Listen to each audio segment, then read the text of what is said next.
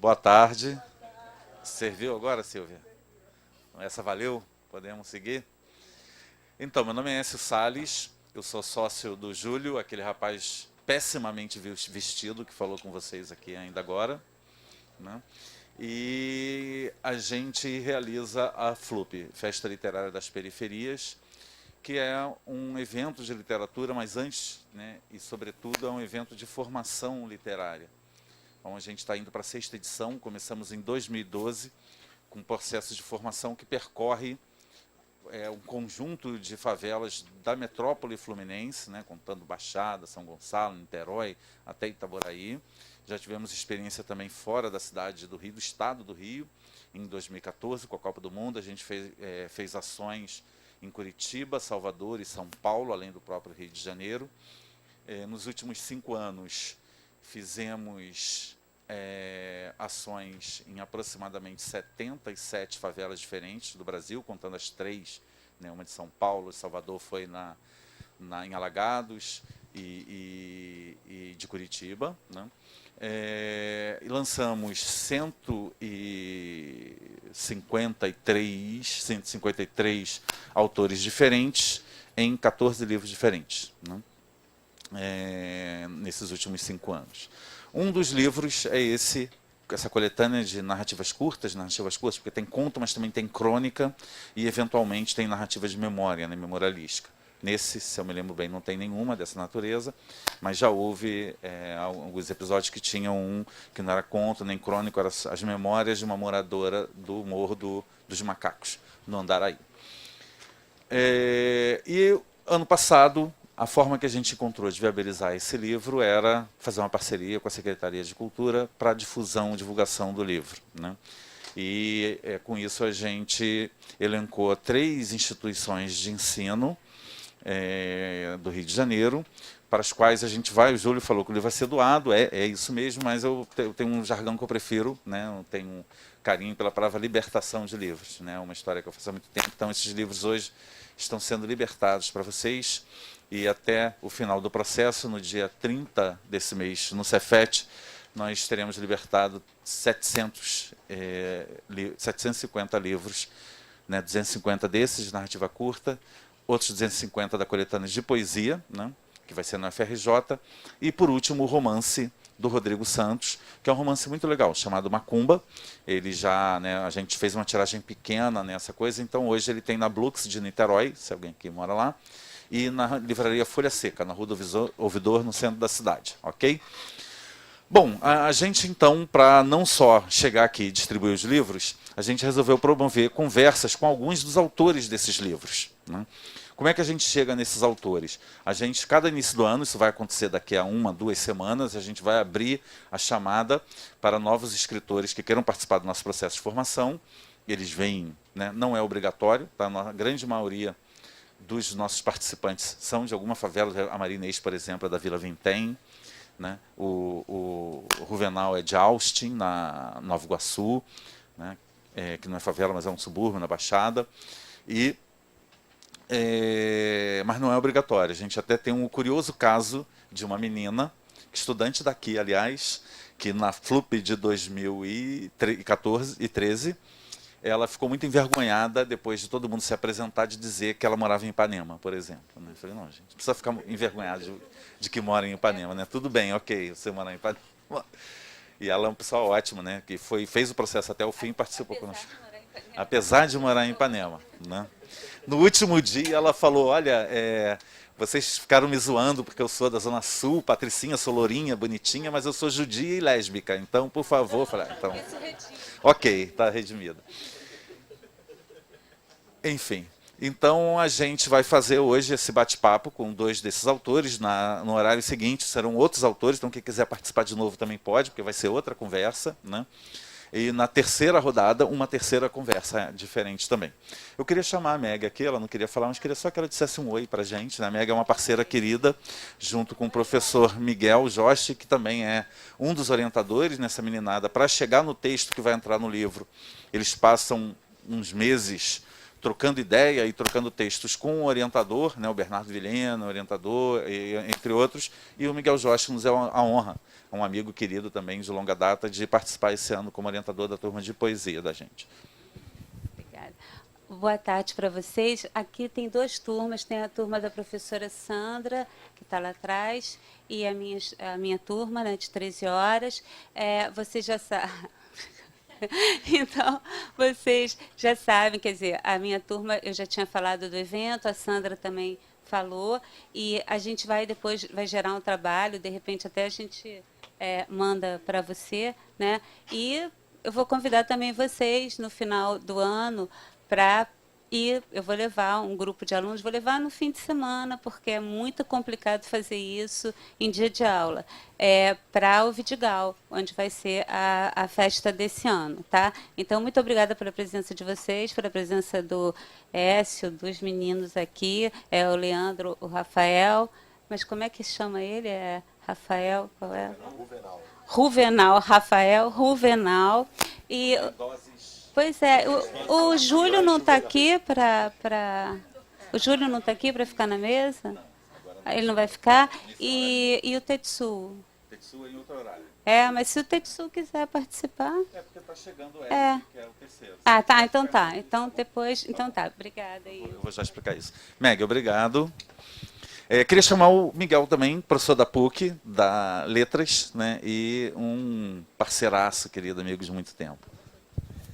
Obrigado, Écio, Meg, por ter convidado vocês e aberto esse espaço. Como o Écio falou, além de ser professor aqui do Departamento de Letras, eu trabalho com a questão da orientação dos autores, que é uma troca, antes de tudo, mais do que exatamente uma orientação, mas a gente tenta ajudar que cada um possa desenvolver uma forma de encontrar a sua escrita, de encontrar uma gramática, um vocabulário, um jeito próprio, né, de criar uma impressão digital sua, né? Muito mais do que ensinar, é um processo de troca e de desenvolvimento, né, um processo.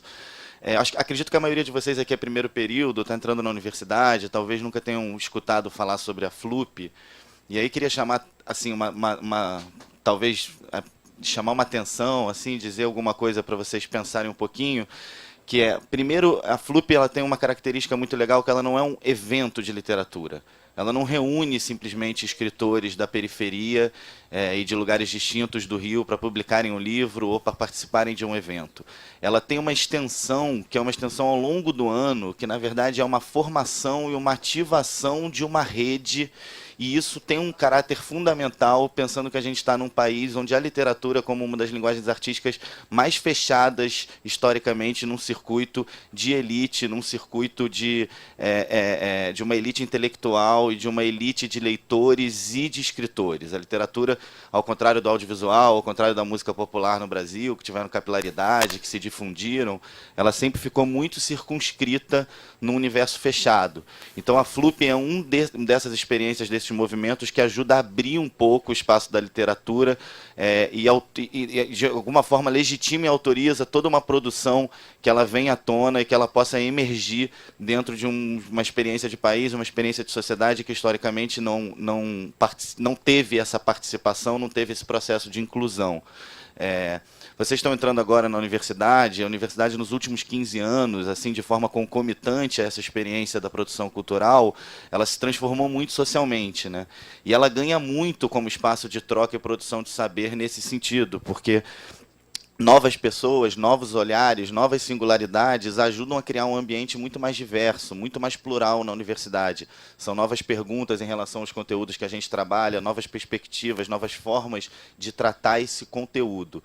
E estou dizendo isso porque tem alguma coisa de forma concomitante, que é nessa experiência da produção cultural, da produção de discurso a partir das periferias, principalmente a partir de meados dos anos 90, que vale a pena a gente chamar atenção e perceber um pouquinho que até então, até o início desse tipo de projeto da FLUP, e tem muitos outros parceiros, como o Observatório de Favelas, Agência Rede da Juventude, projeto que aos poucos vocês vão acabar conhecendo, o Circo Crescer e Viver, as próprias experiências desdobradas do Afroreg, que vem mostrando para todo um ambiente de produção cultural, desmontando uma ideia que tinha até o início dos anos 2000, que talvez muitos de vocês não tenham pego, de que a periferia era um lugar homogêneo.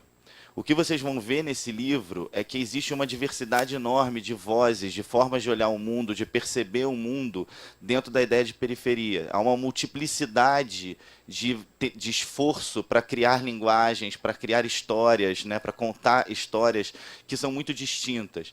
Então, uma experiência que a gente tinha muito demarcada até os anos 90, de que a periferia deveria se levar cultura para a periferia, esse seria o papel do Estado, do governo, de todo um universo de produção cultural. Vamos levar cultura para esses lugares carentes, que a questão não é essa. Esses lugares têm a sua produção cultural, têm o seu desejo de voz, de falar, de constituir, de produzir discurso, de produzir cultura.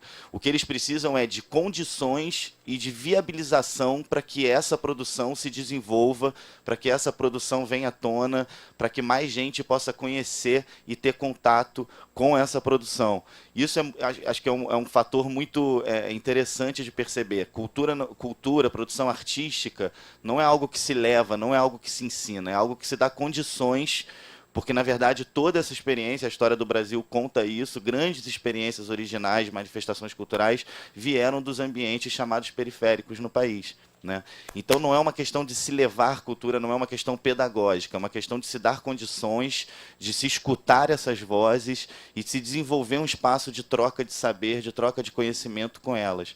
O que essas vozes precisam é viabilização, é editora, são projetos, são leis para o audiovisual, lei para o desenvolvimento da linguagem musical, da linguagem teatral, da linguagem literária, porque, na verdade, tem ali reprimida durante séculos de história, um desejo de se falar, um desejo de se construir uma história, um desejo de se comunicar, um desejo de se apresentar para o mundo. O que foi historicamente bloqueado foram as condições para que isso viesse à tona.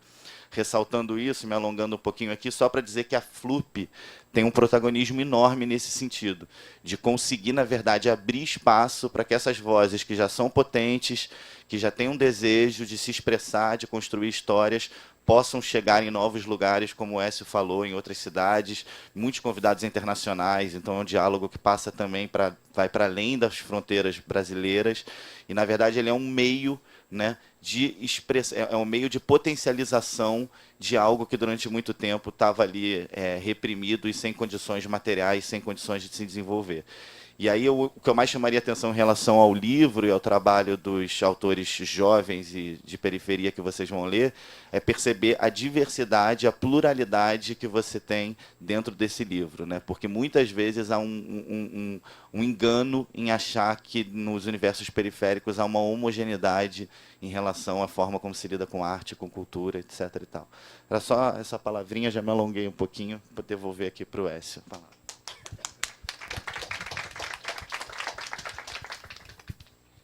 Bom, ruim de tudo, para quem estiver precisando de ideia para pesquisa de TCC, aí já tem um monte aí interessante para, né, só Miguel terá o maior prazer de ser consultado. Né?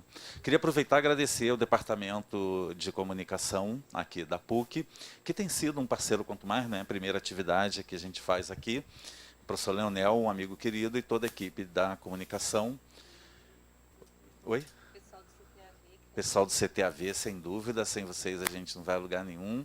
A gente também tem a nossa equipe que registra para a gente, que eu não vou lembrar o nome africano, sei lá, que eles botaram no negócio deles, mas o Diego, o Bruno ali, parceiros queridos, que a gente está começando uma parceria hoje, estreando ela. Eu espero, hein, Diego? Uma vez a gente contratou um amigo e tal, não sei o que, ele fez a filmagem de várias poses, subia no telhado e tal, só tomada incrível, mas esqueceu de ligar o áudio, né? Então eu tenho... Tem 18 horas de gravação e nenhum som. Que beleza. Né? Um filme de cinema mudo. Né? Pois é, bota um sonzinho, né, de uma trilha sonora e vamos que vamos. Mas não dá, né? A gente perdeu aquele ano ali, mas tudo bem. Então, gente, muito obrigado pela presença de vocês também. Sempre tenho um prazer enorme de vir aqui na PUC conversar com vocês, porque é um diálogo importante. Eu acho que o Miguel já falou quase tudo, né, da aposta que a FLUP faz.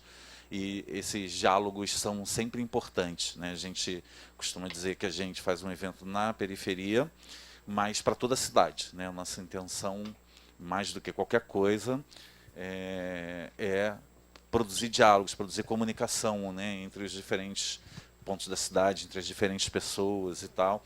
E por isso, né, um dos resultados desse processo é a diversidade dos livros. E aí, falando em diversidade, Leandro, que é um jovem do Meyer, e Ruvenal, que é um não tão jovem assim, da Baixada Fluminense, né? E é muito... muito mais. Agora, a gente tem o Rafael ter sido aqui a primeira mesa, para mim é muito emblemático de um momento que a gente viveu na... antes de qualquer coisa, queria só dizer o seguinte, tá? Explicar uma metodologia e pedir um favor a vocês. O primeiro é o seguinte, eu pretendo que a conversa aqui não seja muito exaustiva, né? É mais uma apresentação de um trabalho, tal, que tem um objetivo de fazer circular o livro e a gente poder trocar uma ideia. Então, vou fazer aqui perguntas muito rápidas, vou pedir para também vocês tentarem ser sucintos nas respostas, para a gente não transformar numa grande palestra. Acabou de chegar o Eric Lota, que também aproveito já para vir compor a mesa. E aí abrir para perguntas, e espero que isso não dure mais do que 1h e um pouquinho, talvez 1h e 10 minutos, para a gente poder ter tranquilidade, descer para lanchar, e depois a gente vai começar uma outra atividade, tem mais 2 hoje, e aí eu vou abrir para perguntas, né, e ficar tranquilos. A segunda coisa é, se por alguma razão, você tem uma prova, sei lá, tem que terminar um trabalho não sei de quem, vou ter que sair um pouquinho mais cedo, não deixa de assinar o documento para a gente e levar o livro, né? Porque caso você queira o livro, óbvio que, como o Júlio disse, ninguém é obrigado a levar o livro. Mas se você, né, achar bacana, não esquece só de deixar o documento assinado para a gente, porque o bacana aqui é distribuir o livro, mas no final eu preciso comprovar que eu distribuí. E a única maneira é vocês assinando esse documentozinho, ok? Então tá. Leandro, eu vou pedir para você começar para a gente, eu gosto de começar assim às vezes, lendo um trecho do conto que você colocou no livro. Pode ser? Boa. Página 300.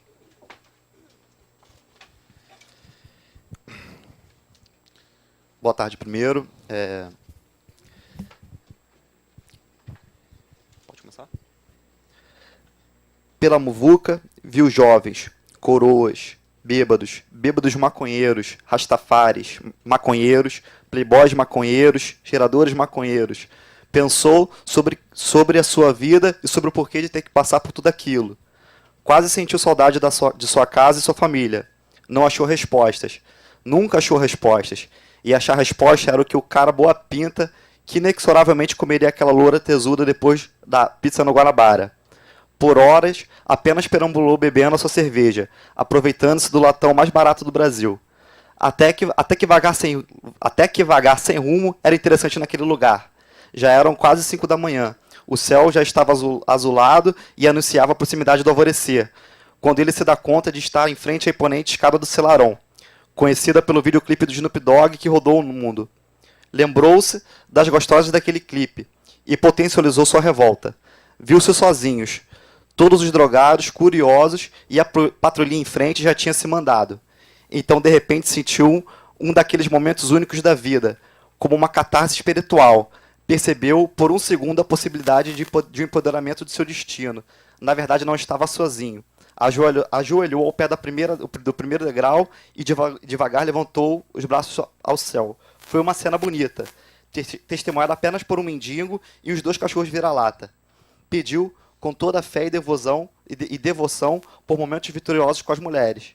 Queria vingança e das caprichadas. Uma lágrima escorreu em cada um dos seus olhos, uma emoção sincera.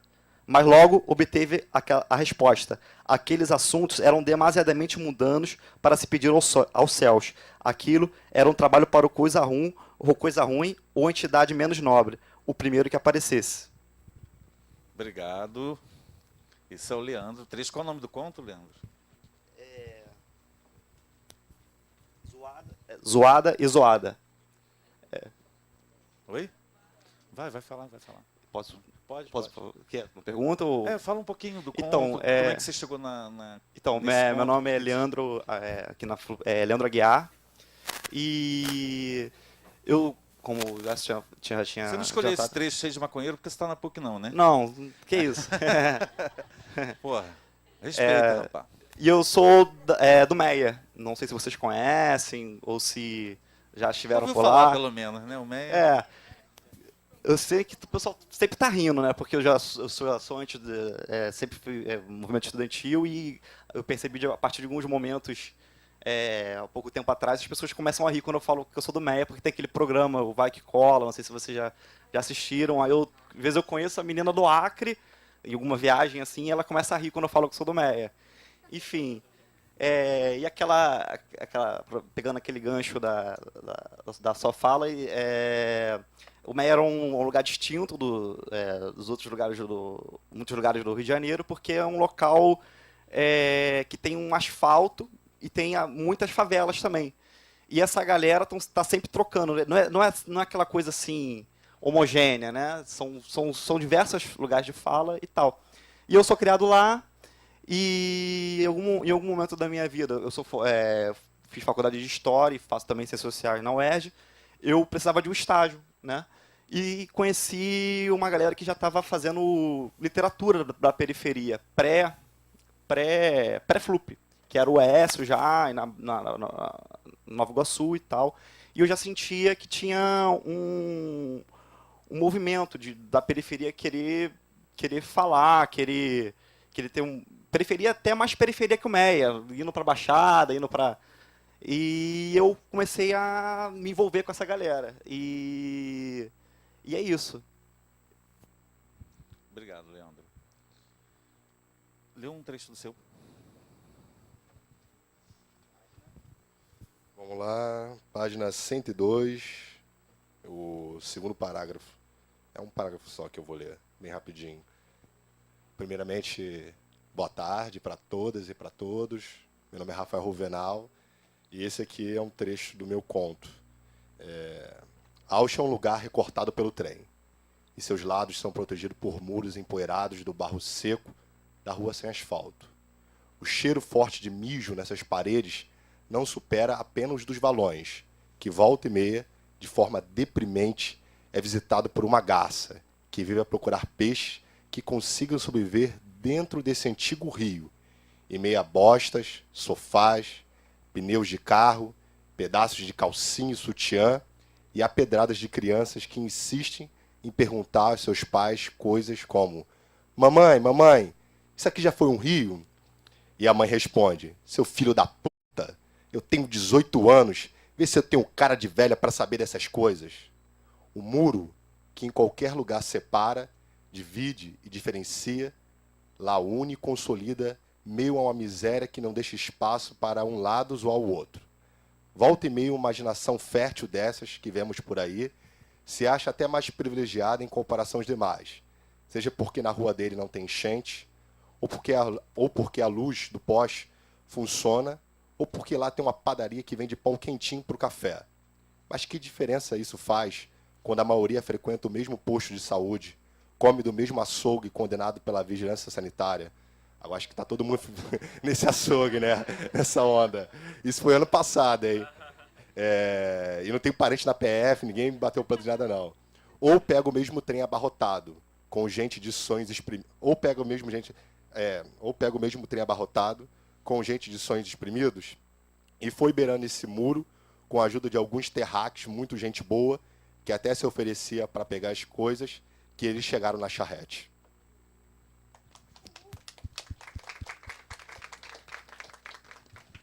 A palma fica valendo para os dois, né? Que a gente ficou tímido de bater palma, mas sei lá, eu fico achando que não acabou enquanto não tem uma palma, né? Eu vou deixar o Eric um pouquinho para depois, para não ficar um ritmo assim tão, né, caretinha, de um ler, o outro ler, e aí só no final e tal. Então eu já iria direto para se alguém tem alguma pergunta já. Não. Se não tiver, eu tenho. Mas alguém? Ok. O que é interessante, assim, né? A gente pegou dois contos que os dois, né, pela idade, pelas experiências de vida, tem uma observação do mundo que é muito diferente, mas ao mesmo tempo é semelhante, né? Então, as palavras fortes e duras e um mundo de dificuldade sempre vai aparecer no texto dos dois, porque é como eles vivem a experiência de vida e de literatura. Mas há também uma diversidade grande de textos, né? Com outras texturas, né? Sem querer fazer nenhum trocadilho, mas que pensam, né, o conto das meninas, por exemplo, ele caminha numa direção absolutamente diferente, né? E isso é interessante porque no primeiro ano que a gente realizou esse tipo de projeto, né, eu estava pensando aqui, o Tetsu, que vai falar na mesa seguinte, ele está no livro, né, e ele leu os outros contos também, né, e aí estava comentando ele comigo, pô, estava lendo, né, tem muita coisa legal, né, muito individual. Eu falei, isso era uma coisa que de alguma maneira sempre aconteceu com a gente, porque as pessoas, quando veem um livro, então, não sei o que, elas têm uma primeira sensação de, não, legal, né, deve ser um monte de coisa ruim pra caramba, mas, pô, o pessoal aí que, né, nunca teve oportunidade, que bom que estão publicando, mas não é por aí. E por isso, inclusive, que existe a banca, senão a gente não teria, que a banca é remunerada, inclusive. A gente economizaria, porque era só receber o texto e publicar, né? Mas, na verdade, o Juvenal está aqui, eu dizia no começo, foi especial, porque o Juvenal é meio exemplar assim, do que a gente estava buscando, porque ele é amigo da gente, o Leandro também, de antes da FLUP, né? A gente se conheceu em Nova Iguaçu, a gente teve uma experiência, tanto eu quanto o meu sócio Júlio, à frente da Secretaria de Cultura de Nova Iguaçu, e ele era um jovem iguaçuano, e o Leandro, embora seja do MER, também estava imiscuído ali, não sei porquê, né? Hackeando ali a Baixada Fluminense, mas a gente se conheceu ali e ficou amigo, né? Já ficou amigo a ponto de ficar amigo de cerveja, de ir para o bar, tomar cerveja, e conversar sobre a vida. E quando ele entrou para a FLUP, e chegou o final do processo, a banca entregou para a gente a lista de autores que, isso em 2012, né, deveria ser publicada, né, a lista de autores contemplados com a publicação. E o Juvenal não estava. E tem um sistema de notas, né? Então a gente decidiu, como foram não tantos, né, foram 38 classificados, a gente resolveu puxar mais 5, mesmo que não tivesse a nota, para que o livro tivesse ali 43, tivesse um pouco mais de volume, e porque os 5 que ficaram fora do corte da nota, né, que era uma coisa complicada, que eu não vou explicar aqui agora, você tem que ter uma nota de 20, pelo menos, para entrar no livro. E aí tinha alguns que não tinham, mas eram bons os textos, né, faltou um detalhezinho ou outro. E aí a gente incorporou no livro, né? E mesmo assim ele não estava entre esses 5 desse a mais, né? E uma das perguntas que a gente se fez, eu e Júlio, né, que foi uma coisa muito solitária, a gente sentou, olhou a planilha e tinha uns 3 ou 4 casos ali que eram terríveis, e o Juvenal era um deles, né, porque era muito amigo, e a gente queria muito que tivesse no livro.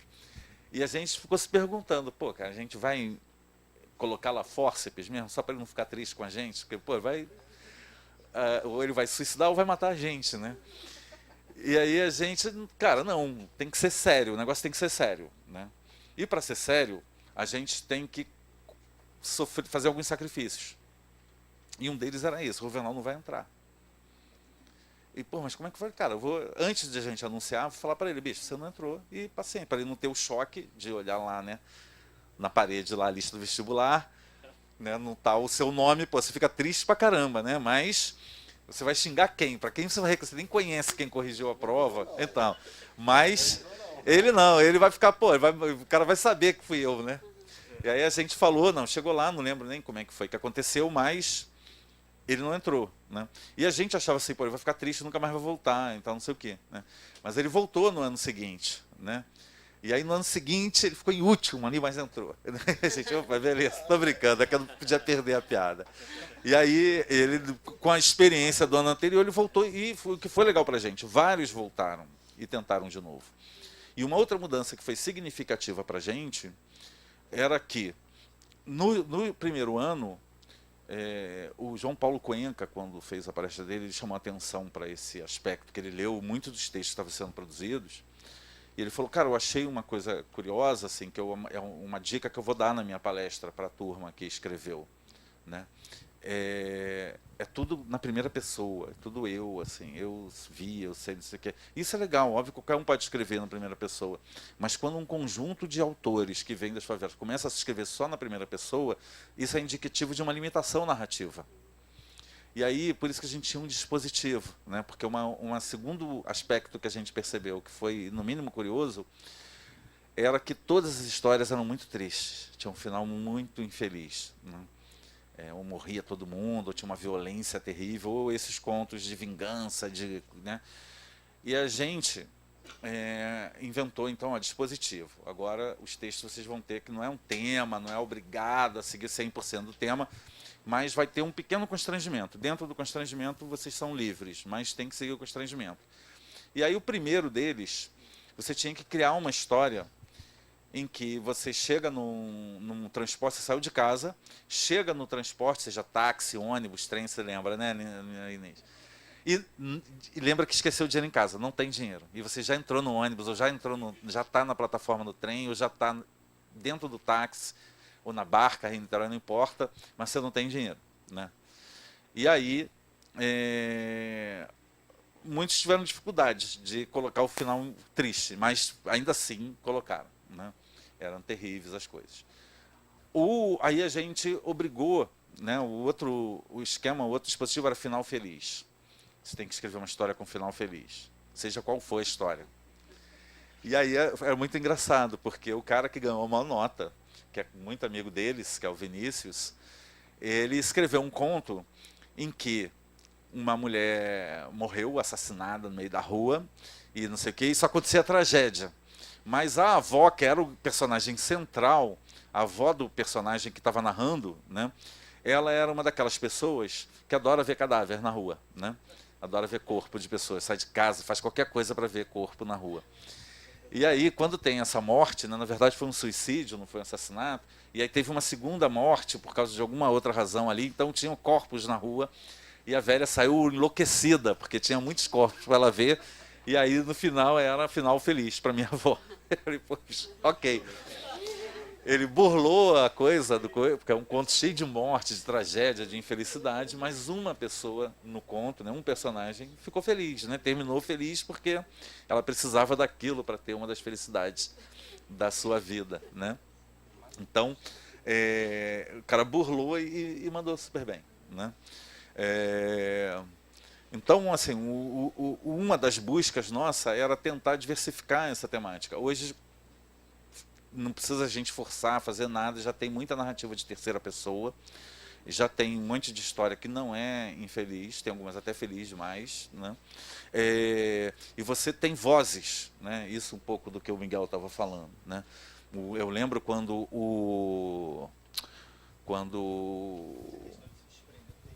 Exato. Também tem isso, né?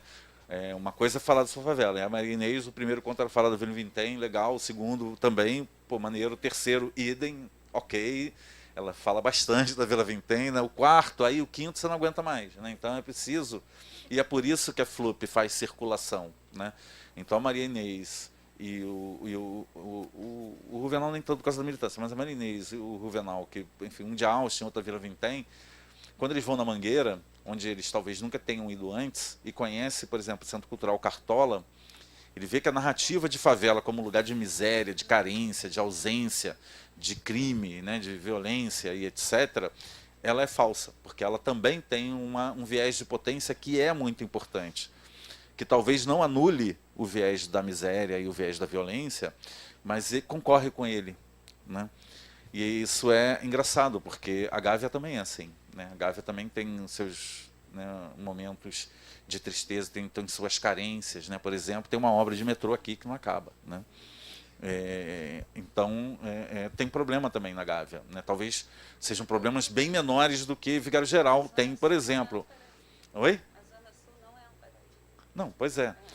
E a favela é igual, talvez tenha menos, né, acesso, né, talvez tenha menos coisas interessantes do que tem na Zona Sul, ok, mas não tem só a violência, né? Então acho que você conhecer a sua cidade, né, significa conhecer também as favelas, né? E descobrir que a favela não é só violência, não é só um lugar assustador, pelo contrário, né, é até um lugar acolhedor em muitos momentos.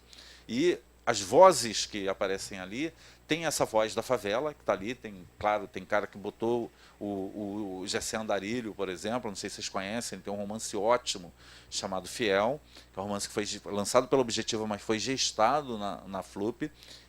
A pegada dele é falar sobre favela, falar sobre um jovem que anda as favelas, que até namora ali, flerta com o crime e tal.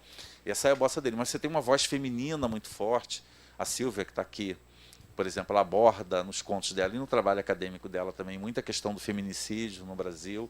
Você tem uma voz gay poderosíssima, a próxima mesa, inclusive, né? São 3 autores gays do processo, e que não só, mas muitas vezes narram, né, essa voz, né, LGBT dentro da FLUP. Tem uma voz racial negra muito forte, e é um livro onde convive, por exemplo, um autor umbandista e um autor evangélico, né? E os dois têm o mesmo direito, a mesma voz, a mesma possibilidade de narrar as suas experiências. Então, um pouco dessa diversidade é o que a FLUP provocou. Alguém quer fazer uma pergunta ou posso passar para o Érica? Opa, beleza, irmão?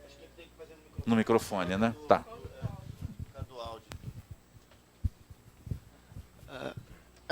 Tanto a história do cara do Meyer quanto a história do cara de Austin, Jefferson, tem muito a ver com a vivência de vocês, com a realidade. Por mais que sejam lugares diferentes, eu acho que uma coisa que tem muito em comum são as vidas, as pessoas que vivem, têm histórias muito parecidas. A minha pergunta tanto dentro dessa realidade de histórias extraordinárias e de contrastes de coisas positivas e coisas negativas, como escolher, não pessoal, mas tipo assim, isso que o Écio falou, da história de outras pessoas, como saber se uma história é a história que tem que ser contada, que tem que ser escrita e é que tem que ser aprofundada, porque são muitas histórias ao nosso redor, como saber essa história vale a pena a gente escrever. Quer começar, Leandro? É uma questão delicada, né? O Écio já estava botando aqui e tal. Eu acho que é o que mexe com você, assim, sem falar, usando do clichê. Por exemplo, eu ultimamente tô lendo bastante Geração Beat, né? É um pouco mal vista às vezes, né? No meio acadêmico e tal. Algum ainda, não sei. Kerouac, uma galera assim. E eu, particularmente, eu gosto de, assim como eles faziam, romantizar aquele cara que geralmente não é o vencedor, não é o cara que se dá bem. Quem é que gosta também, né? Eu sei lá, acho que nos filmes são assim, o Chaplin, a gente torce para aquele cara que tá se ferrando.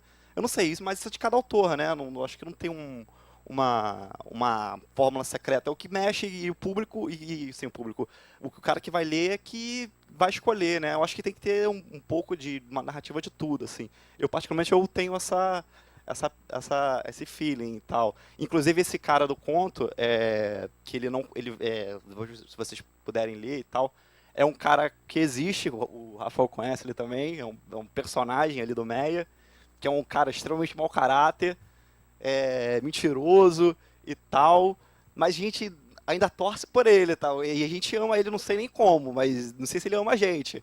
Tem um Tamar também, mas assim, e assim a gente vai... estão rindo, não sei de quê, cara. O cara é mau caráter, rapaz. Que mau isso? caráter, mentiroso, dá volta na gente mesmo, mas eles vivem ali, a gente acaba conversando. E ele é um desgraçado, feio, mas ele não perde a esperança não, vai lá, e às vezes ele se dá bem, nem que ele tenha que apelar pro místico aí e tal, e eu escrevi isso, não sei, não tem... São coisas que você sente, né? Eric, fala um pouquinho também? Tá funcionando esse microfone aqui? Vocês estão me ouvindo? Vai, calma. Se você quiser responder essa questão, você acha... Se não, tudo bem. Não, porque o meu estilo de escrita é bem diferente deles dois. Por isso que eu quis que você falasse. Porque, tipo, eu vim da favela, eu sou daqui da Rocinha, nascido e criado aqui, mas a minha escola de narrativa de escrita é muito diferente. Eu tenho esse viés, assim, do lugar onde é que eu vim, da violência, etc e tal, mas eu nasci mais no quadrinho e na fantasia. Tipo, literatura medieval, fantasia urbana e tal. Então, a minha escrita é um pouco diferente. E respondendo a sua pergunta, eu vejo um pouco de tudo. E, geralmente, as coisas que me chamam a atenção são as coisas que são... Sei lá, tipo, eu percebo ali na hora e só penso naquilo em casa e viajo naquilo. E às vezes aquela história é muito legal para contar. Tipo, uma pessoa qualquer que está passando na rua, aí, por exemplo, ela tem uma vida indiferenciada, etc. É mais ou menos assim que eu vejo.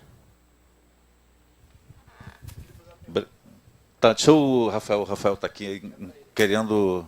Não, vou falar um pouco só. Porque quase eu não falei um pouco de mim, né? Então, vocês já perceberam já, eu sou um cara com um sobrenome que rima com muita coisa, Ruvenal, né? E sou também de uma área que geralmente muita gente às vezes tem dúvida da onde fica, mas é em Nova Iguaçu, embora seja Ausch. Bom que você não é jogador de futebol, senão a torcida ia ter várias Tem um jogador de meninas pra futebol de você, Ausch, legal, né? Tem de Ausch. Então, como o Wes falou, assim, tem uma coisa que eu acho que eu sou na minha vida. Primeiro, quando dá certo, eu me acho teimoso. E quando as coisas dão errada, eu acho que eu sou um cara chato. Porque eu tenho um lance muito de persistência mesmo. E como, de alguma certa forma, a Flup deu certo na minha vida, então eu posso classificar que esse meu processo para me formar como um autor foi um processo de teimosia mesmo, né? Embora eu nunca fui um cara diferente dos estudos, minha mãe sempre investiu muito, com grande dificuldade, que é um pouco da trajetória da maioria das pessoas do subúrbio, né? Das favelas. Você não vê uma margem de ignorante, você vê gente que acredita na educação, acredita que a escola é um ambiente que forma cidadãos, porém, alô? Pode falar. Porém, às vezes tem algumas carências, né? E a carência da minha vida era, eu tinha acesso a essas coisas, mas eu não tinha referências. Eu aprendia coisas maravilhosas na escola, tinha acesso a pessoas fantásticas, mas quando eu chegava em casa, a minha realidade é o quê? Era uma Bíblia, uma televisão e apenas isso, entendeu? Não que isso não seja bom, depende do ponto de vista. E não também que não seja ruim, depende de como você trabalha com isso. Mas assim, o chato é quando você se restringe a um repertório, né? Quando a sua vida é aquela coisa quadrada, né? Você vê, por exemplo, a gente está aqui numa região em que as pessoas elas têm acesso e uma gama de oportunidade e repertório de várias coisas. E, assim, quando eu fui na Flup, eu vi pessoas como eu, mas pessoas que conseguiam olhar para si e ver a sua voz. E eu não conseguia achar minha voz. E eu consegui achar a minha voz enquanto autor, primeiro como leitor. E isso se deu com um empréstimo que eu fiz, assim, bem generoso, do Capitães de Areia, na Saraiva, no shopping. Empréstimo porque depois foi logo devolvido, né?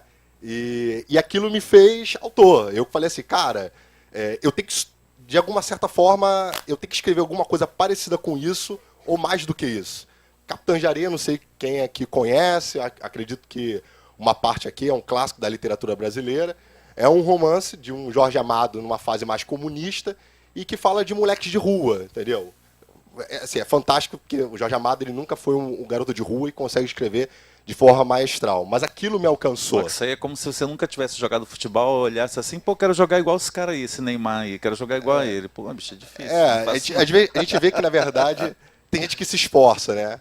Eu acredito muito que, por exemplo, respondendo já a tua pergunta, assim, eu escrevo aquilo que me fisga. Aquilo que, por exemplo, eu não consigo ler em nenhum lugar.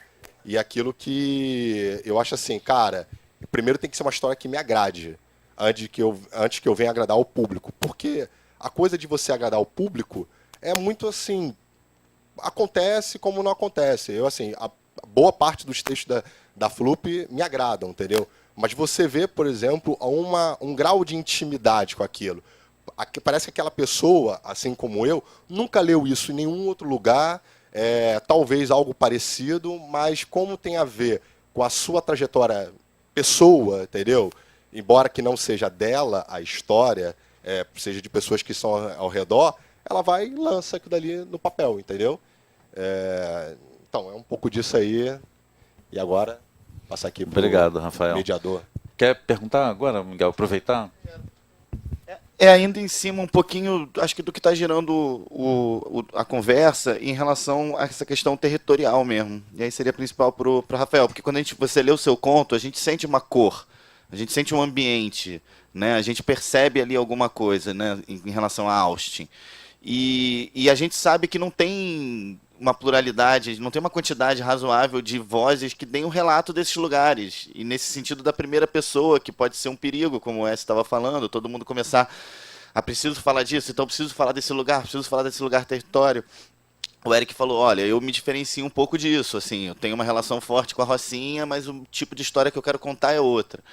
Aí eu fico me perguntando assim, em que momento isso se torna alguma forma opressiva nesse sentido?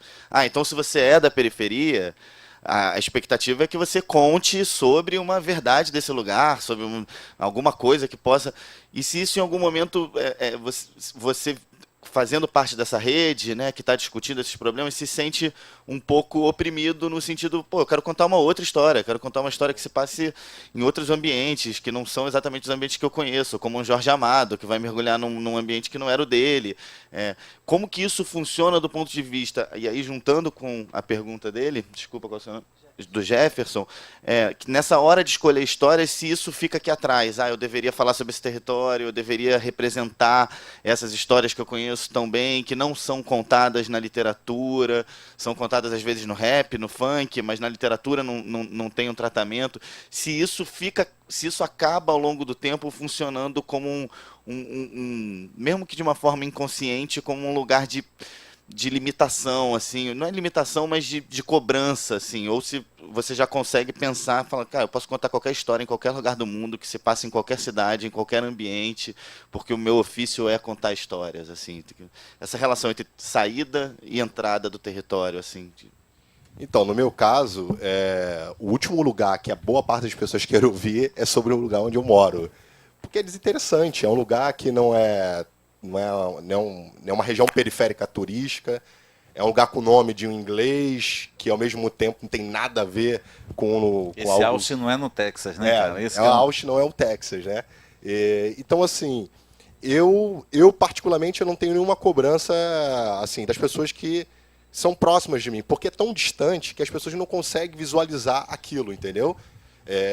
E aí acho que a cobrança pode ser, assim, da minha parte. E, assim, é uma cobrança super, acho que, tranquila. Tranquila porque eu não leio sobre isso em nenhum outro lugar.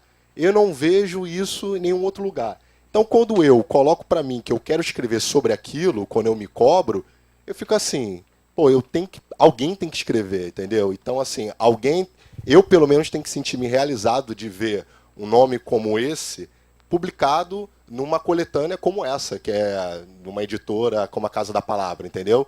E é isso, a cobrança é bem mínima, até porque no Brasil as pessoas não querem histórias tristes, né? A gente, ainda mais no momento político atual, eu acho que existe um endurecimento por parte de boa parte da população. Elas não querem problematizar. Eu acho que a gente está cada vez mais se afastando um pouco da coisa humana, né? De você olhar o outro e se colocar no lugar do outro. E isso respinga em diversos ambientes da nossa vida, até dentro da própria academia e dentro do leitor, entendeu? É tipo, mais uma história de um preto que mora longe, entendeu? Isso aí estamos cansados, a gente quer ler outra coisa, a gente quer saber de outra coisa, entendeu?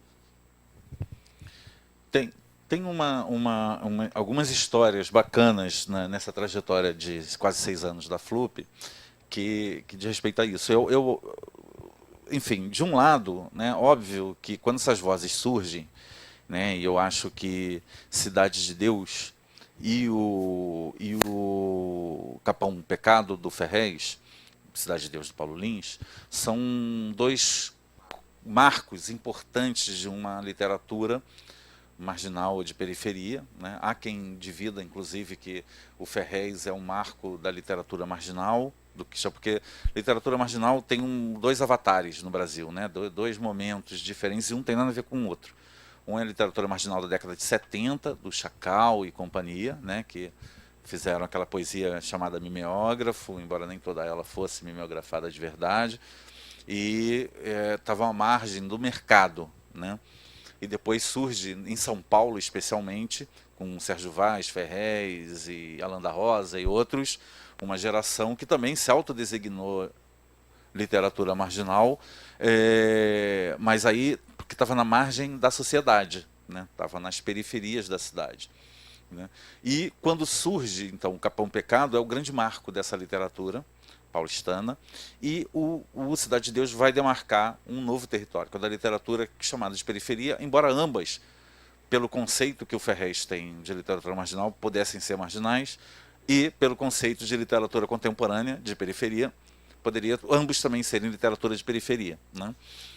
De qualquer forma, sem querer complicar muito, essa narrativa pessoal, essa narrativa do seu território, ela foi importante, tem sido importante, ela continua importante. Até porque, e esse é um assunto que dá panos para manga, mas ela representa um flerte que eu acho muito importante entre a literatura e o hip hop no Brasil, né?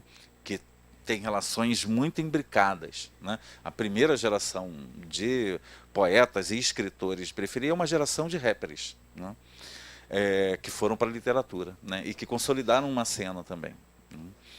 Bom, de qualquer forma, os autores da Flup Pensa têm uma vantagem, né? Têm um privilégio importante, que não é um privilégio, é um direito que eles têm, né? Mas que é uma coisa que qualquer escritor gostaria de ter, que é a possibilidade de dialogar com alguém que tem um olhar crítico sobre o seu texto e que meio que tem a obrigação de não só bater palma, né? Porque a pior coisa para um escritor amador, que numa região, enfim, onde a literatura não é o grande barato, né, onde não é comum, né?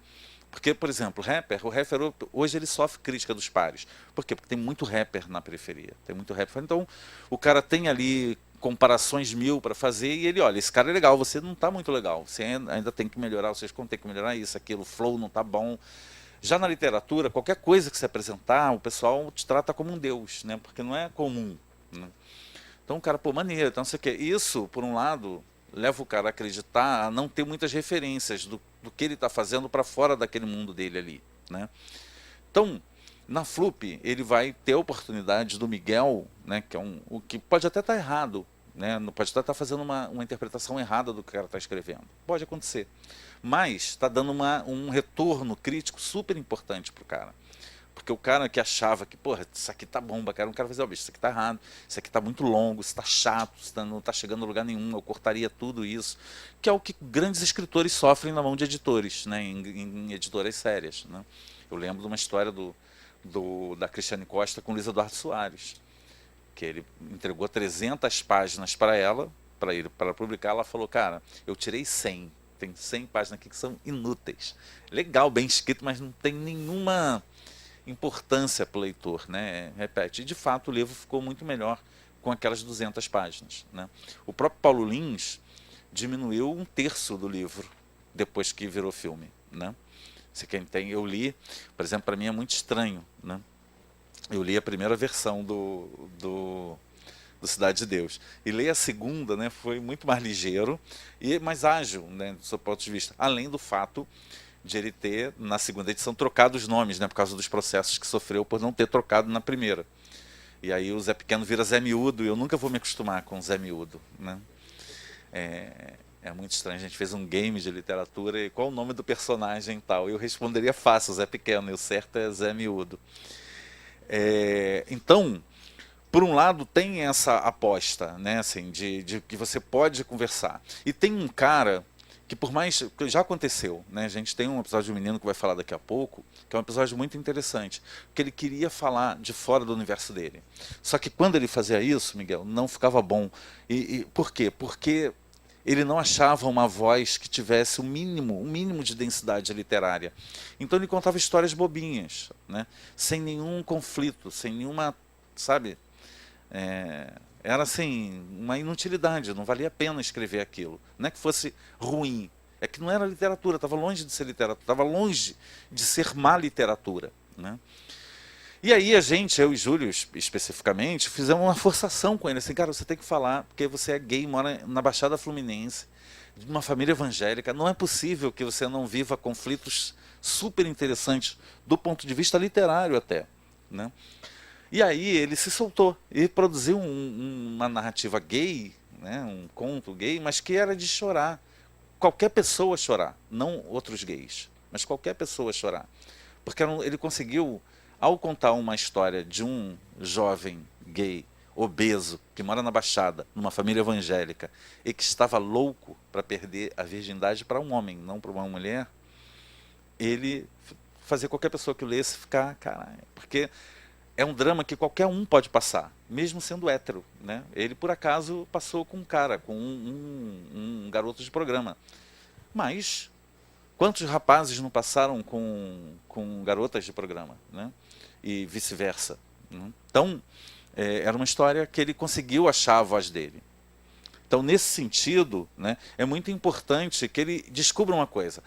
A voz dele, a mente dele funciona de uma maneira que, mesmo que ele ficcionalize, e muita coisa ali ele certamente ficcionalizou, ele precisa daquela matéria bruta ali, viva, que é o que ele tem de melhor para aplicar, né? Porque o resto é técnica, né? E aí existe gente que trabalha bem a técnica, mas contar a história que de alguma maneira nos interesse, e aí nos interessa não só a mim, mas aquela menina ali, aquele rapaz de boné ali, o rapaz ruivo lá atrás, a menina aqui na frente, todo mundo possa de alguma maneira se interessar por essa literatura. E a FLUP dura 7 meses porque ela é uma busca, não da qualidade literária, porque quem somos nós para dizer o que é bom e o que é ruim, né? A gente sabe que tem, assim, o que não tem condição, né? E o que não tem condição fica pelo caminho, né? E não somos eu e Júlio que decidimos, é sempre um conjunto, né? Um conjunto de pessoas que analisam, isso aqui não tem condição, né? Mas o que tem condição, o importante não é a qualidade literária, é a voz, é achar uma voz que seja literária, né? Pode. Mas você quer ouvir o trecho dele para a gente poder fazer a pergunta? Então vamos. Página 11, Eric? Não, vou ler na página 30. Primeiro parágrafo da folha. Quando chegaram, a capela estava vazia, o caixão aberto no centro da sala. Josué foi para a janela enorme que era praticamente do tamanho da sala, iluminando todo o ambiente. Acendeu o cigarro e ficou olhando o trânsito na rua. Será que você pode fumar aqui dentro? Perguntou Ricardo. Que diferença faz? Ninguém vai nos notar aqui. Meu cigarro não incomoda ninguém. Devolveu Josué. Tragou, soltou a fumaça e continuou. Se é que alguém vai aparecer aqui. Então por que viemos? A cabeça de Ricardo estava perdida em dúvidas. Bem, você nunca foi a um enterro, então resolvi que você deveria ver pelo menos um. Principalmente esse, que esse é especial para você. Já viu quem está naquele caixão? Respondeu sem largar o cigarro. Enquanto Josué tragava novamente e soltava a fumaça da janela fora, Ricardo ia em passos lentos até a borda do caixão. Parou em frente, olhou e ficou congelado. Algumas pessoas entraram na sala e Ricardo não saía da frente do caixão, com seus olhos esbugalhados olhando para aquele morto. Como é a sensação de se ver morto na primeira vez que você vem ao enterro? Perguntou Josué depois de apagar seu cigarro e parar ao lado de Ricardo. Eu não entendo, isso só pode ser um sonho bem escroto. Obrigado, Eric. Foi ótimo ter ouvido. Eu fiquei impressionada com quando você se apresentou, porque você falou de alguma coisa que era algo que você usava na sua literatura, que era o espaço do simbólico, da simbolização, que muitas vezes a literatura que vem da periferia, ela fica muito na realidade, dentro daquilo que a pessoa vivenciou. E o que acontece, que o Écio estava falando do final feliz. O final feliz não é o final feliz para a vida, porque a literatura não pode te dar isso, é o final feliz para o texto. E ele deu, o autor lá que ele mencionou, deu o final feliz para o texto, né? E quando alguém gosta de um personagem que é mentiroso, não necessariamente está gostando da pessoa que é mentirosa, mas do seu personagem, que ele teve uma verossimilhança dentro da história. Essas são as vozes literárias que se estão procurando. E o início era isso mesmo, primeira pessoa, uma coisa quase confessional, e depois você vai encontrando esses narradores.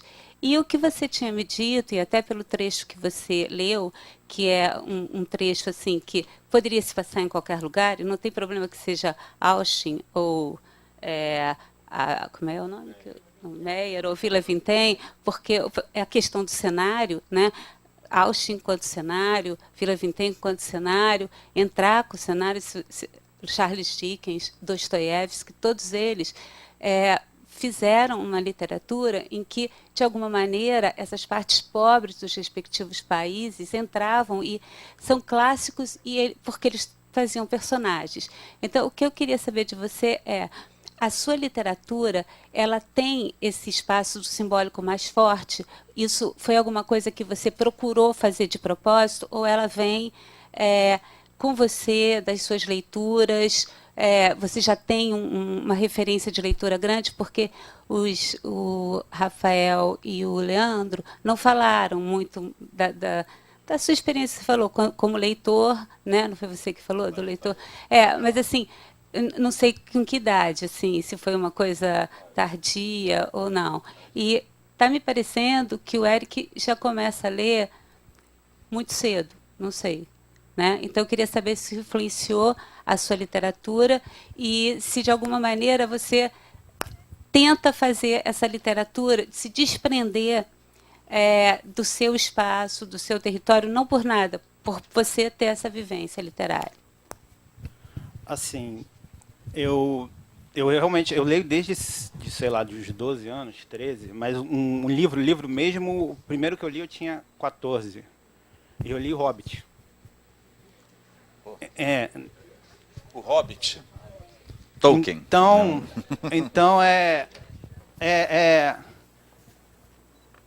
tem um pouco de simbolismo, mas eu sempre me passo longe dos lugares porque eu leio muito Neil Gaiman também. O segundo livro que eu li foi dos americanos, do Neil Gaiman. Vai virar série agora. Graças a Deus. Graças Espero a que não Deus. cague. Não, pelo amor de Deus, vamos lá. Igual fizeram com Preacher. E eu lia muito quadrinho. E esse lance de cenário, às vezes, é muito subjetivo. Às vezes você pode contar uma história e o cenário não ser um elemento, é ser apenas um lugar de passagem. E eu tenho algumas histórias que passam na rua assim, então, e a pessoa nem percebe. Mas começa lá e termina lá, etc. Então, assim, para mim, a escrita vai muito da cultura mesmo, da pessoa. E eu não tenho quase viés nenhum de literatura brasileira, eu li muito pouco. Até hoje eu leio muito pouco. Eu tenho lido mais porque eu tenho conhecido escritores, então eu leio o material desses escritores, tipo o Rafael Dracon, tipo, o Afonso Solano, essas pessoas que eu conheço eu leio. Então fica mais ou menos assim. Mas eu sei escrever sobre o meu local, eu sei do que eu passo, e eu tenho influência de lá também, muito. Mas... Não. Pode, fala aí. Fala no microfone, Júlio, porque o áudio aqui precisa. Tem que vir aqui, então. Vem aqui.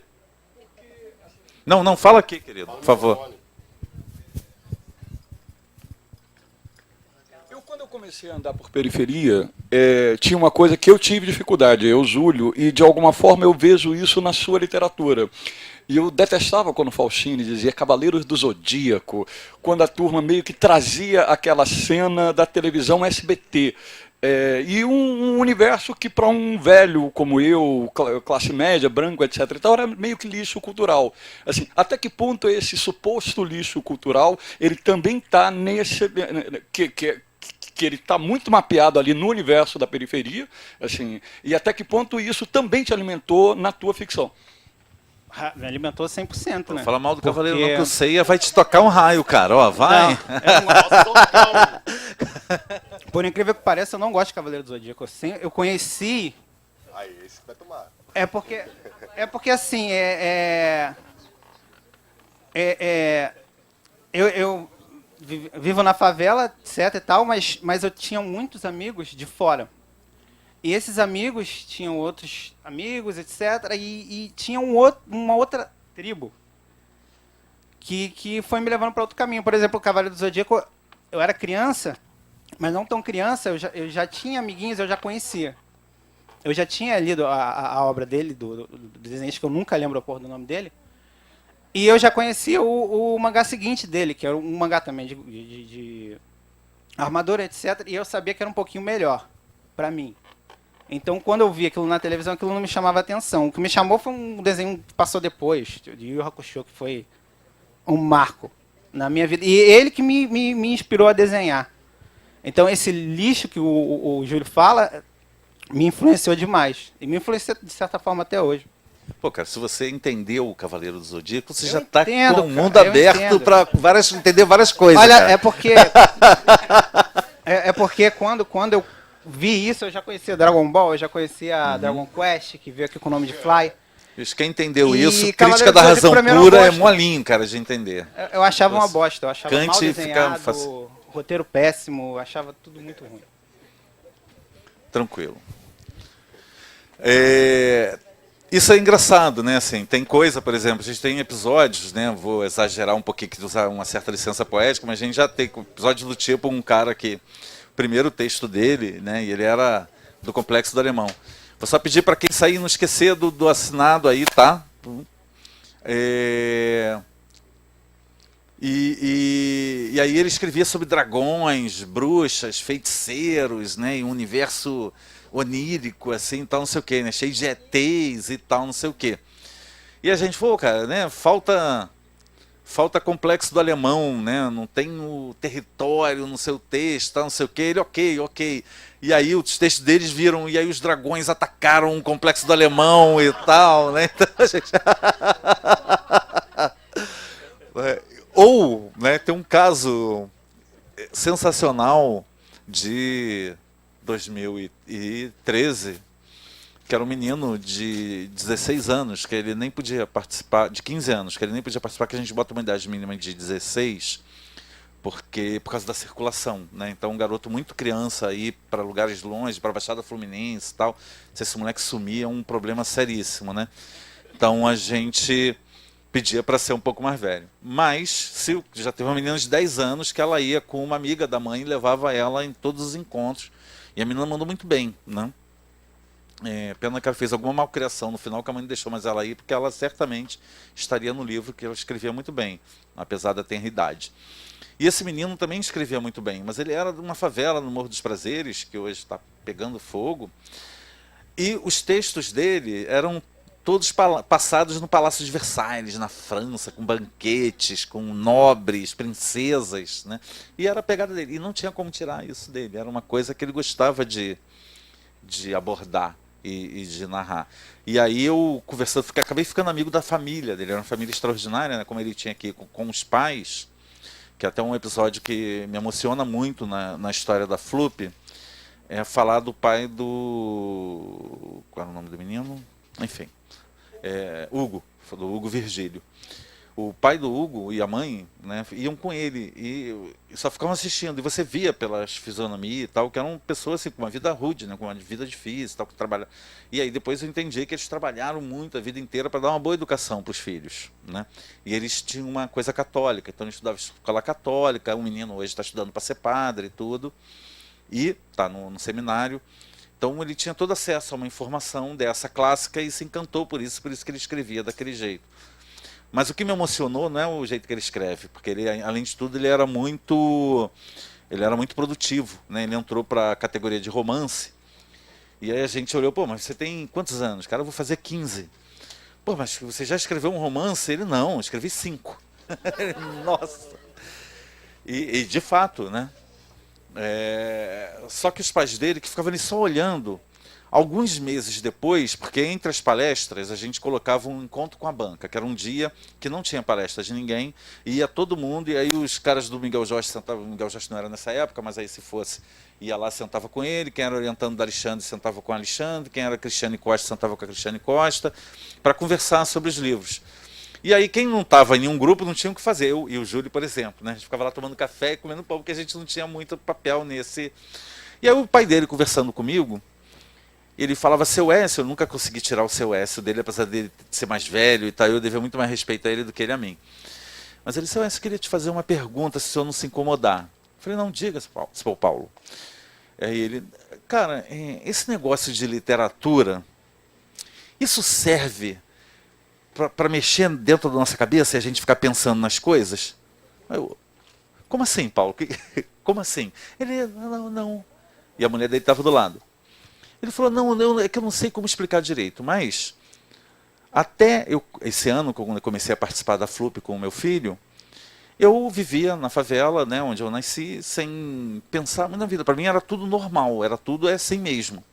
Então eu olhava, né, aquelas coisas todas acontecendo e, bom, a vida é assim, era como eu pensava.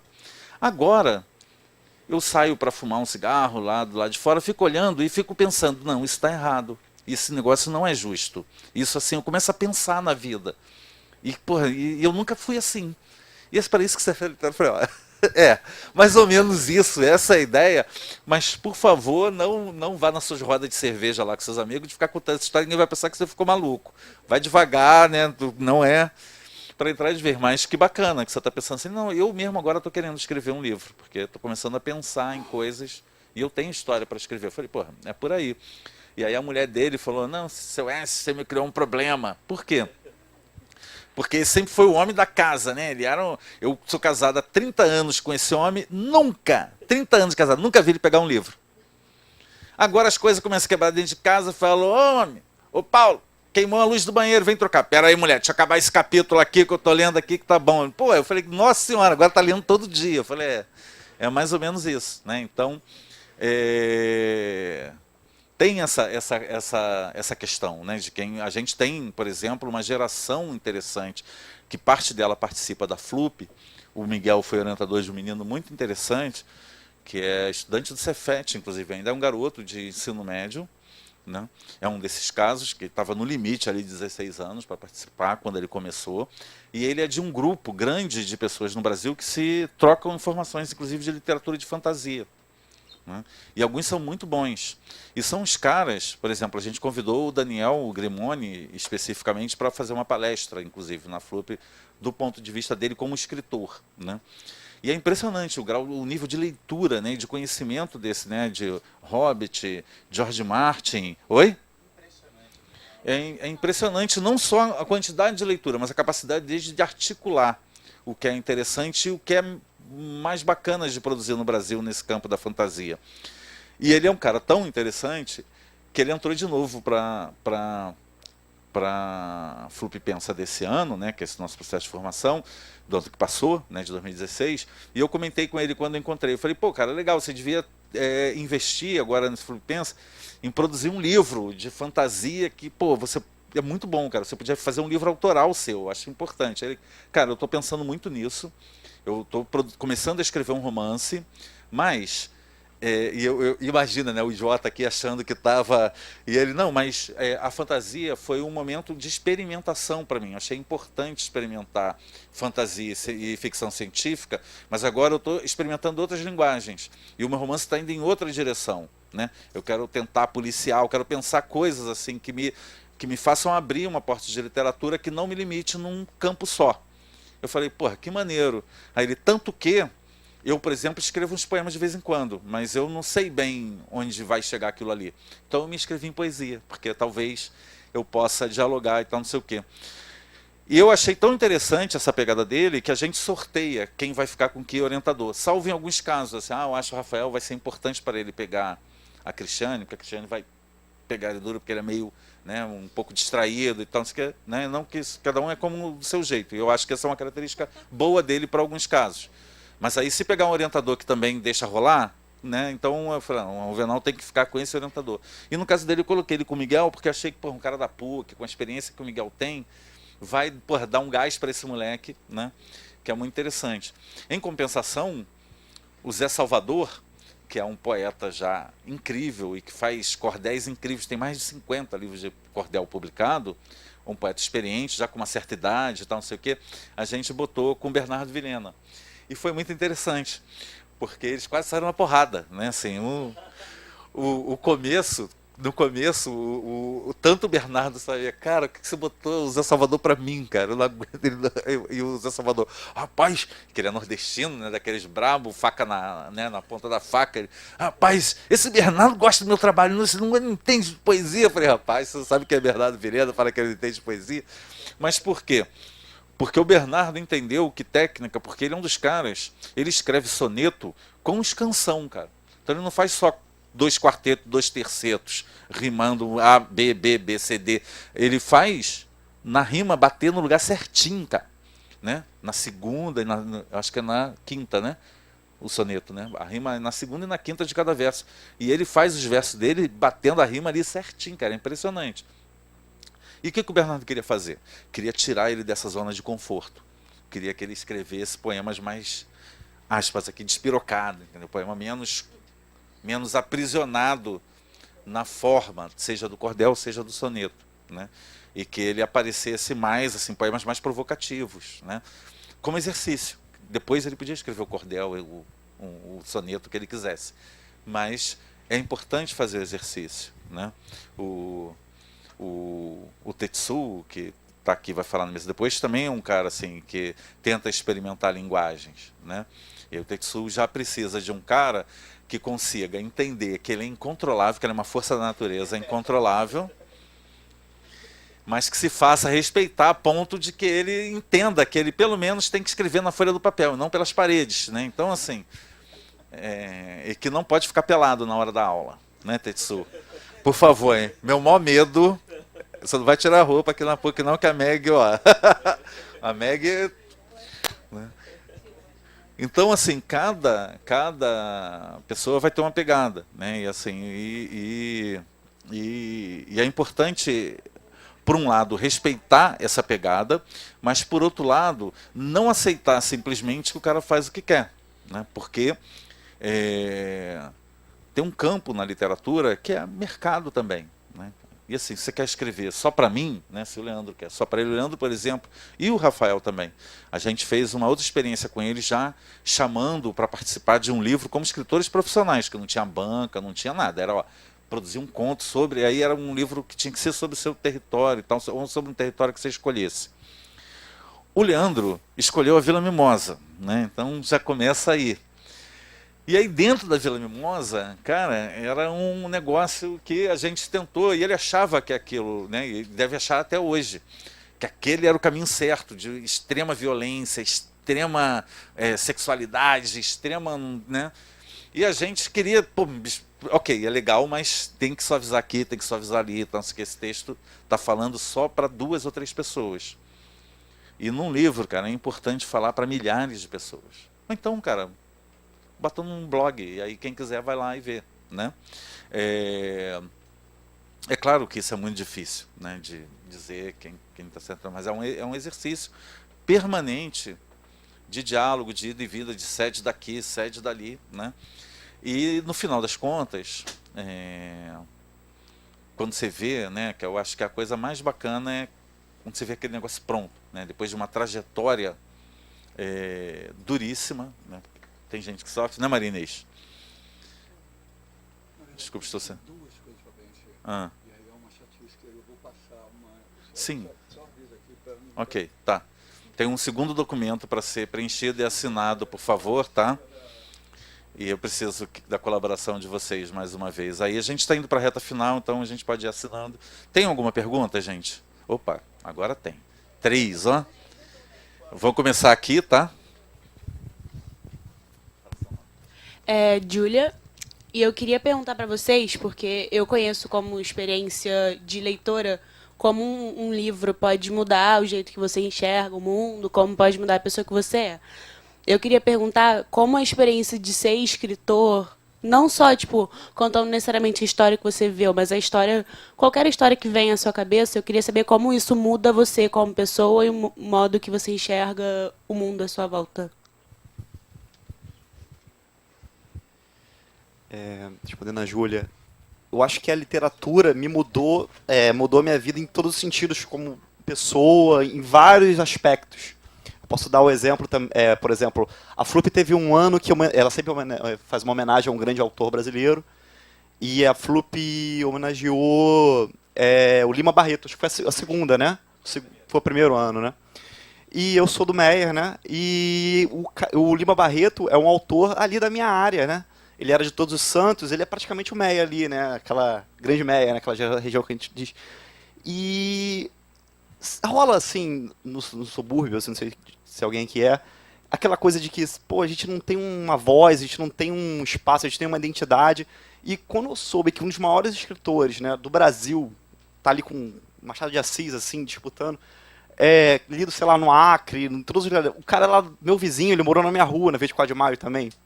Foi primeiro um orgulho, talvez um incentivo para produzir também e narrar o que acontece ali lá na minha, onde eu vivo e tal. E também bate os desencantos, né? Tem uma história engraçada que eu e meu amigo que a gente descobriu a rua que ele morou, uma das ruas que ele morou durante muito tempo, né? E nós fomos lá, né, para ver a casa dele e tal, e ninguém na rua conhecia o cara, nem tinha ouvido falar. Isso é aquela coisa assim, dá aquele pontapé de militância de você querer resgatar a história do lugar, de você querer fazer as pessoas lerem o cara e tal, e é isso, a senhora que estava lá, e quem? Lima Barreto? Cantor e tal, e é engraçado. E fora isso, ler assim também, por exemplo, se alguém aqui já leu Kafka, tem um livro famoso dele, Metamorfose, né, que é um protagonista, falando rapidamente, que, de uma forma fantasiosa, ele se transforma numa mosca, né, uma barata, né, e ele vai sendo destratado, né, pela família. Ele era o cara mais amado e até o final do livro ele vai sendo posto pro lado e tal. Isso me fez refletir, né? Por exemplo, eu tenho uma irmã que é especial e quantas vezes eu destratei ela e às vezes alguém que eu não tenho que tratar tão bem quanto ela, eu tratei bom por, sei lá, por questão mesquinhas, né? Eu acho que a literatura é legal pra caramba por causa disso. São vários aspectos, desde da coisa geral ali, de identidade, até as pequenas coisas que nós, do dia a dia, né, que são importantes também. A pergunta é como muda a minha vida como autor, é isso? De ver a vida? Ah, sim. Diversas coisas, né? Por exemplo, eu tô essa hora início da tarde do dia de hoje numa universidade de um certo renome nacional, e eu não sou nenhum grande nome da literatura brasileira, mas pelo fato de eu acreditar que eu tenho algo a dividir com um público, um certo público, eu tô aqui, entendeu? Acho que a literatura me ajuda, impacta também, porque eu começo a rir do humano, né? Você, quando lê um livro, você percebe coisas que não estão muito distantes do teu dia a dia. Por mais que ele seja um escritor nacional ou internacional, né? Que é uma das grandes preocupações que eu tenho na minha vida como leitor, né? Eu sempre faço uma dobradinha. Num determinado momento eu leio um nacional e aí depois eu leio um internacional. E aí quando eu pego um Dostoiévski, eu vejo que o tipo do miserável, o tipo do cara bom, o tipo do cara, sei lá, diversas coisas, não é distante do cara, entendeu? Como a professora que estava falando, né? Do lugar onde eu moro, né? Então, aqui dali eu falo assim, cara, como o ser humano é engraçado. Como é um animal, não deixa de ser um animal, né? Aí podemos questionar se é racional ou não, mas assim, sobretudo, ele tem uma face engraçada, porque a nossa vida, a gente às vezes, para a periferia, você sempre está negando o fato de você ser um cara da região da periferia. E como ser humano também, você quer negar a sua humanidade, eu acho. A gente não vê graça na gente, entendeu? A gente vê graça no cachorro, entendeu? A gente vê graça no pássaro, a gente vê graça na natureza. E a gente esquece de como a gente, sei lá, né, é capaz de tudo, né? Até fazer coisas boas, né? Então a literatura me faz isso. Eu acho que ri bastante do ser humano. Especialmente quando eu leio a geração beatnik, como o Leandro falou aí, quando o Kafka já me dá uma outra coisa, né? Toda vez que eu leio o Kafka eu fico muito para baixo. Eu fico muito assim, é um ótimo escritor e eu acho que assim, é o único escritor que consegue dar em mim uma reação de assim, cara, como eu sou um merda, entendeu? De quando pegar o Kafka e falar assim, meu Deus, fico depressivo quando leio o Kafka. Então é genial essas coisas. Beleza. Quer dar uma palavrinha? O legal também é que a gente, no meu ponto de vista, a gente vive mais ou menos numa bolha, né? E a gente pega ali a cultura ao redor, mas a gente continua naquela bolha. E escrever meio que amplia os seus horizontes. E eu acho bacana, mudou muito minha vida começar a escrever, principalmente estar impresso num livro, é que hoje eu tenho a realidade de que o autor, seja lá qual for, o Kafka, ou o Dostoiévski, ou o Tcheko Palahniuk, ou o Neil Gaiman, ou Tolkien, são pessoas normais, como a gente. E isso mudou muito minha vida, porque quando eu era mais novo eu acreditava que um escritor impresso, um escritor editado, publicado, era mais ou menos um deus, sabe? Tipo, e não é, é um ser humano normal, como qualquer outro, com suas histórias e etc. Tirando o Neil Gaiman, que é um deus. Brincadeiras à parte, Chuck Palahniuk é o autor de Clube da Luta, que deu um filme que marcou a época. Só para... Silvia, eu vou só pedir um favor, Tá, pelo só- tempo, para não perguntar para os três. Não, porque é se só todos os três for um responder toda responde, hora- ou até mesmo você. Tá. Mas eles, né? Como é que foi para vocês o processo? Porque o Écio falou da banca e tal. Como foi para vocês na Vila Kennedy com a Gualusa? Como foi para vocês no Morro do Alemão com o professor da UFRJ? Como foi para vocês lá na Cidade de Deus com a Clifford? Isso influenciou também? Quem pode? O processo todo da FLUP foi um grande aprendizado. Primeiro também que eu conheço a FLUP já há bastante tempo. Porque minha mãe participou, etc. E eu nunca quis participar porque eu não queria ter essa visibilidade de favela, etc. E eu achava que era isso. Achava. Então eu resolvi participar e eu vi que realmente é mais uma escola mesmo. E vendo esses pontos de vista diferentes de autores grandes, tipo o alemão que foi lá na Rocinha, que eu nunca lembro o nome dele, que escreveu o... Não. Isso. O cara é um gênio enorme. E... Não, é o escritor do livro. É o Welsh. O cara é um gênio e eu nunca ia acreditar de ver um cara assim, tipo, na Rocinha, sentado lá falando pra gente. E foi na Babilônia? Foi na Rocinha. O alemão foi lá na Biblioteca Parque. Esse foi um outro alemão. Ah, foi o do que escreveu sobre o polonês, né? Isso. Esse foi alemão. Polonês ou alemão? O do Transporting foi da Flip Fup. Foi da Flip Fup, é. Não confunda. Mas é isso. E foi um aprendizado muito grande, muito diferenciado. Tipo a Clifford, por exemplo, né? Com aquela história de Jesus, etc. É uma experiência, eu acho que todo mundo deveria participar, cara. Porque vale muito a pena. Obrigado, querido. Passa o microfone ainda contigo já? Tá. Então manda bala. Vamos ver se dá tempo. Eu adorei que eu queria perguntar o que ela perguntou, acrescentando a experiência da convivência entre os flupenceiros, como isso também influenciou vocês, tá? Ok, então... Para mim, primeiro que você acha que literatura é algo meio óbvio, né? Que é algo já pronto, chapado ali. Você olha para a televisão, você olha para a novela, você vê no dia a dia. Digo muito pela experiência minha pessoal, por exemplo, quando eu comecei a gostar não só de escrever, mas de ler, porque antes de escritor, eu acho que a pessoa tem que ser um grande leitor, de alguma forma. E aí eu ia muito na ABL. E aí, tipo assim, eu estava no processo de convivência ali com a FLUP, e você vê, cara, como é importante ter espaços como a FLUP mesmo. Porque na ABL você, pelo menos quando eu fui e com as pessoas com que eu lidei, eu me sentia um corpo estranho, uma grande porcaria que estava invadindo um ambiente requintado, né, o petit blá blá blá, lá uma coisa lá francês. E aí e você vê que os próprios seguranças, ou parte dos seguranças, eles, por mais que sejam oriundos de bairros populares, periferia, com certeza, porque a maioria era negra, a maioria ali, você via que não era gente do asfalto, digamos assim.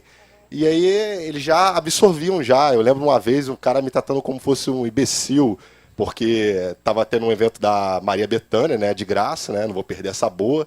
Aí já teve já uma atriz global que deu uma carteirada, que é uma coisa que eu acho bacana. Na FLUP não tem essa coisa da carteirada. A carteirada, a menina de Ipanema, ela se sentiu assim, digamos, excluída, porque a fala é assim, eu sou de tal lugar, mas ninguém nunca chegou e falou, pô, ela é de Ipanema, fica perto dela não, que isso, aquilo.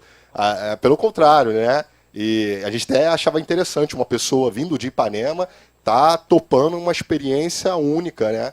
E aí, enfim, aí vi uma atriz global dar uma carteirada e tá. Aí depois, quando eu vi que tava rolando algumas pessoas, eu falei assim, pô, cara, por que então tu permite ela e não permite eu? Pô, aí o cara falou assim, não, é porque ela é a Miss da Cultura. Eu falei assim, poxa, nunca vi a Marta Suplicy com o cabelo mais ruivo da minha vida, cara. Aí o cara, tipo assim, ficou o cara de trouxa, entendeu? E acho que essa é a diferença. Você se sente, eu não digo em casa, mas você acha aquilo muito parecido com a sua casa. Você acha, as pessoas que estão ao redor querendo ser autores, eles estão no corre também. Eles estão pegando Japeri, eles estão pegando Santa Cruz, eles estão indo no BRT, entendeu?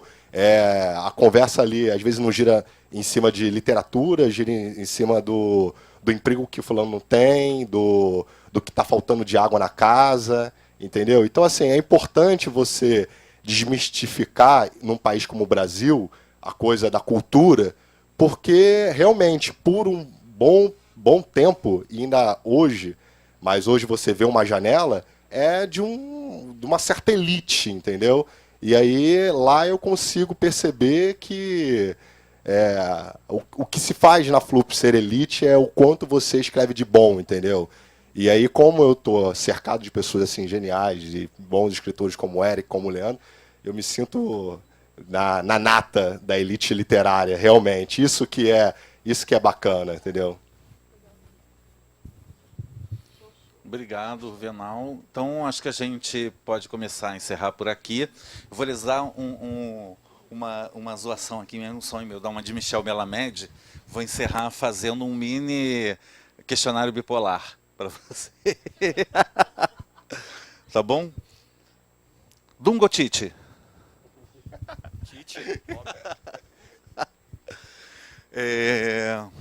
Black Mirror ou Game of Thrones? Black Mirror. Ah, garoto. Jorge Versilo ou Djavan? Djavan. Gente, obrigado pela presença de vocês. Espero que todos tenham assinado aí o documento, que vocês tenham curtido.